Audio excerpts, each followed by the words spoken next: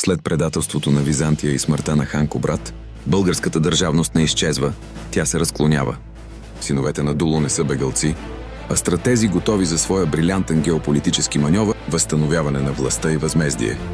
Константинопол, самопровъзгласил се за нов Рим, се стреми да подчини Балканите, отнемайки правата на старите духовни центрове – Сердика и Солун. Това поражда дълбоко недоволство. Местното население отдавна не приема властта на Константинопол. То се съпротивлява на гърцизацията и тежките данъци.